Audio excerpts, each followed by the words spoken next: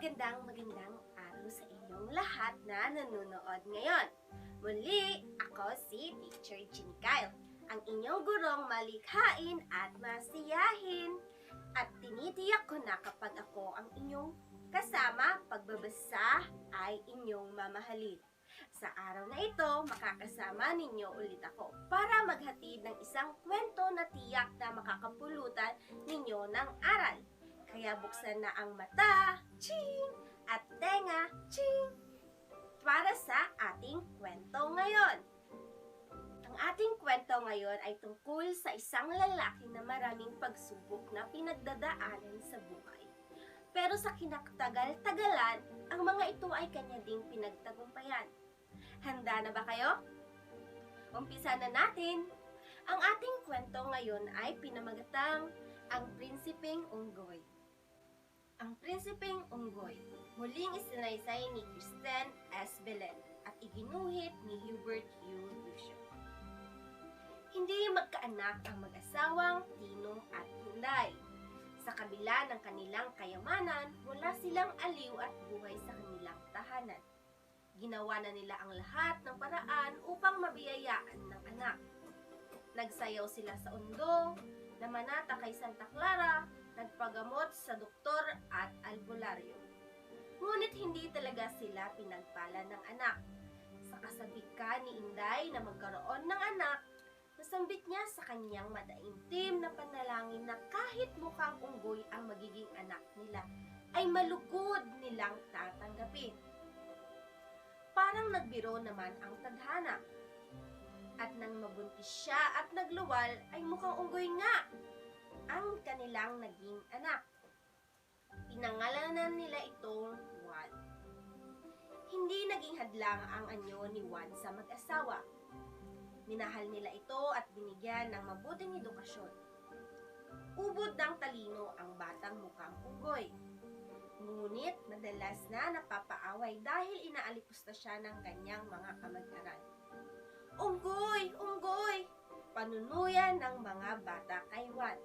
Na magbinata si Juan, nagpasya siyang umalis upang hanapin ang kanyang kapalaran. Nagpaalam siya kina Tinong at Inday. Sumakay si Juan sa isang barkong patungo sa timog silangang Europa. Kinuha niya ang pinakamahal na silid sa barko. Ngunit kailanman hindi siya lumabas dito. Sa Gresya dumaong ang barkong sinakyan ni Juan. Agad siyang tumuloy sa pinakamahal na hotel. Ngunit bihira siyang lumabas sa kanyang silid. Dito niya naging kaibigan ang mayordomo ng hotel. Kaibigan, walang mahirap at imposible sa lakas at kapangyarihan ng Diyos. Manalig ka. Payo ng mayordomo kay Juan. Minsan, naikwento ng mayordomo kay Juan na ang hari ng Gresya ay mayroong anak na prinsesang ikinulong sa palasyo sa gitna ng dagat. Hinulaan kasi ng magdadala ng kamalasan ang prinsesa sa kaharian. Kwento ng mayordomo. Kaawa-awang prinsesa, puntahan ko siya, matapang na sabi ni Juan. Baka mapahamak ka, ni wala pang nakakakita sa prinsesa, babala ng mayordomo. Pa rin kaya ni Juan ang kanyang sinabi? Isang hapon, nagtungo si Juan sa gubat. Nakita niya ang isang ibon na naipit sa sanga ng puno. Tinulungan ito ni Juan. Salamat, kaibigan, sabi ng ibon. Naging magkaibigan si Juan at ang ibon. Dito niya narinig ang mga kwento tungkol sa Prinsesa Ameris na nakakulong sa gitna ng palasyo sa gitna ng dagat. Napakaganda ng Prinsesang Ameris, ngunit napakalungkot ng kanyang buhay. Kwento ng ibon. Maaari mo ba akong tulungan, mahal kong kaibigan? Nais kong makilala ang prinsesa, sabi ni Juan. Ngunit hindi kita kayang ilipad sa gitna ng dagat, sagot ng ibon. Susulatan ko siya at maaari mo itong dalhin sa kanya. Puno ng pag-asang sabi ni Juan. Nang oras ding yon ay gumawa ng sulat si Juan at itinali sa paa ng ibon. Lumipad ang ibon patungo sa palasyo sa gitna ng dagat. Nang bumalik ang ibon, may dala-dala rin itong sulat. Mahal ko na binata, isa akong kaawa-awang bilanggo rito sa aking palasyo. Kung loob ng langit na ako'y mahango mo sa aking kalagayan, buong puso kitang tatanggapin. Ameris. Simula noon ay lagi nang nagpapalitan ng sulat sina Juan at Prinsesa Ameris. Mahal kong Ameris, tapat akong umiibig sa iyo. Ngunit matatanggap mo kaya ang isang taong mukhang unggoy na tulad ko, Juan. Hinangaan ni Ameris ang katapatan ni Juan. Nagmahalan sila kahit napakalayo nila sa isa't isa. Isang araw, habang nakatanaw si Juan sa dagat, isang sugatang balyena ang inanod sa dalampasigan. Tinulungan ito ni Juan at kanyang inalagaan. Nang gumaling ang balyena, dinala nito si Juan sa palasyo sa gitna ng dagat. Nagkita sina Juan at Prinsesa Ameris. Masayang-masaya ang magkasintahan. Isinama ni Juan si Ameris pabalik sa Gresya upang hingin ang kamay nito sa hari. Nagalit ang hari nang makita ang anyo ni Juan. Pinagtabuyan niya ang magkasintahan. Ito pala ang kamalasang iaakyat mo sa aking kaharian, isang kahihiyan, sigaw ng hari. Umalis ng malungkot sina Juan at Ameris. Naisip ni Juan na baka hindi siya para kay Ameris o kahit kanino man dahil sa kanyang anyo. Nawawala na ng pag-asa si Juan nang himalang nagpakita sa kanya ang kaluluwa ng kanyang ina. Juan, hindi mo alam na matagal na akong namayapa. Ngunit hiniling ko sa Diyos na ikaw ay aking subaybayan. Alam ng Diyos na mabuti ang iyong puso. Pinaliligo kanya sa ilog Jordan kung saan siya bininyagan. Tsaka naglaho si Inday. Kinabukasan ay naglakbay sina Juan at Prinsesa Ameris.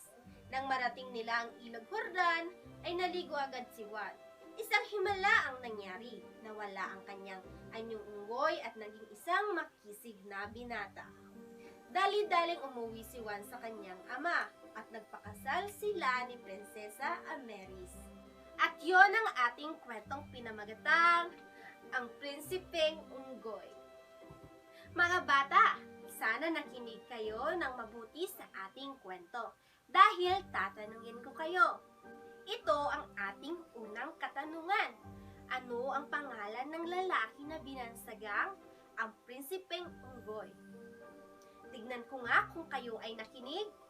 Muli, ang aking tanong ay, ano ang pangalan ng lalaki na binansagang ang Prinsipeng Unggoy? Tama! Ang lalaking binansagang Prinsipeng Unggoy ay si Juan. Ito ang ating pangalawang katanungan. Sino-sino ang tumulong kay Juan upang makausap at makarating siya kay Prinsesa Ameris? Tama!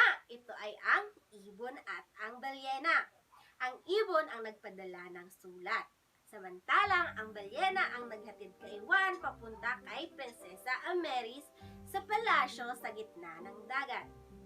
Ito ang ating pangatlong katanungan. Saang ilog naligo si Juan? Kung saan nabinyagan ang Diyos? Tama! Ito ay ang Ilog Jordan. Ito naman ang ating ikaapat na katanungan. Ano naman ang masasabi niyo sa katangian ni Juan? Siya ay matulungin. Tama! Si Juan ay matulungin sapagkat tinulungan niya ang ibon at ang balyena. Ano pa? Siya ay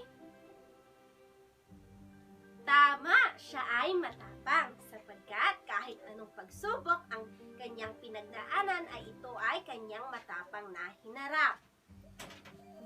Ano pa? Siya ay mabait. Tama! Siya ay mabait sa lahat ng tao. Kahit kinukutya ito ng iba. At siya ay, ano pa ang panghuli? Siya ay mapagmahal. Tama! Si Juan ay isang mapagmahal na anak at nobyo. At ito naman ang ating huling katanungan. Ano sa tingin ninyo ang nararamdaman ni Juan sa tuwing siya ay inaasar dahil sa kanyang itsura? Siya kaya ay natutuwa, nagagalit o nalulungkot? Sa tingin ko ay si Juan ay tama ulit kayo. Si Juan ay nalulungkot sa tuwing siya ay inaasar dahil sa kanyang itsura. Mga bata, tama ba na tayo ay mangasar, mangutya, at manginis ng ibang tao dahil sa kanilang itsura? Tandaan, ang batang magalang ang siyang kinatutuwaan.